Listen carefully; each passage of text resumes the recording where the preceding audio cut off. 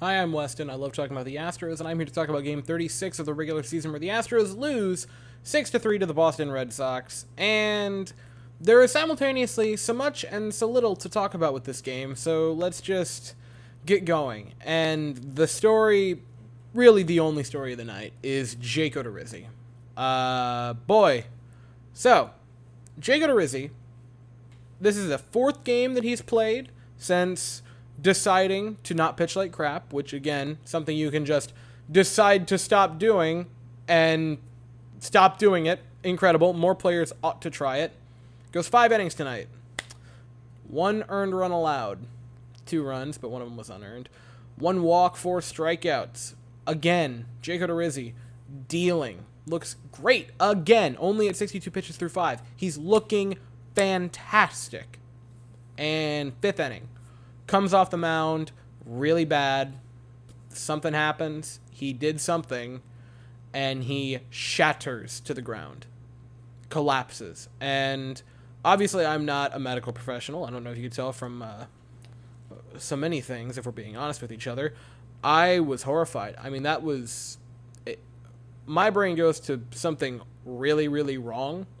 And hopefully it isn't. He's currently out with leg discomfort, which could mean so many things, really. Hopefully, you hope and pray for the best, that it's something minor and that it only takes him out for a couple of games, if that.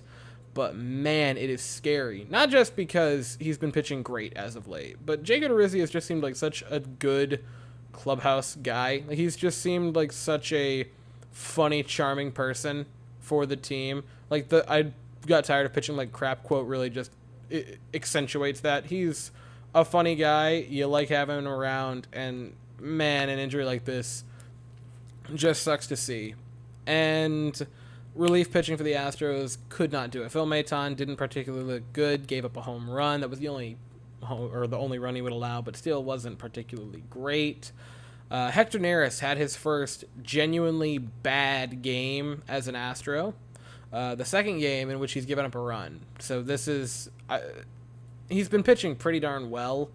This is really one of those games that you file under those, what are you going to do about it? Portions of the filing cabinet. You play 162 games, weird things happen. You can't expect your starting pitcher to come off the mound funny and potentially derail his season.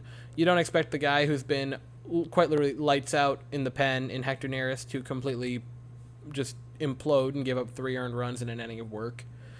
It happens. You play a lot of games, it tends to happen. Now, the offense wasn't great. This was the first time in the past 2 weeks that both our offense and pitching staff were bad on the same evening. In our one, because we won obviously a lot of games, our 11 in a row, and then the one loss we had, we still scored 6 runs offensively. So this was the first time our pitching and offense both were like subpar in 2 weeks. So I think we're doing all right here, guys. Now, 1 for 9 with runners in scoring position, 9 or 8 men left on is bad. It's bad. Let's not beat around the bush. The offense was Altuve had an RBI base hit. Yuli had an RBI base hit. Chaz had a home run.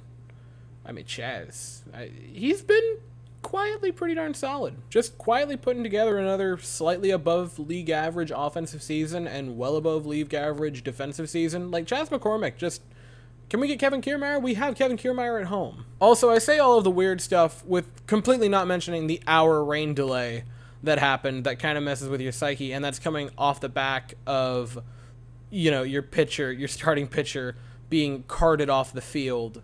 Like, it was just a weird game, and I have no qualms filing this under the, what are you going to do, portion of the filing cabinet. It was unfortunate, but you move on. We play again tomorrow, 7:10 Eastern, 6:10 Central. We send Jose Urquidy to the mound, and the Red Sox send Nathan Eovaldi.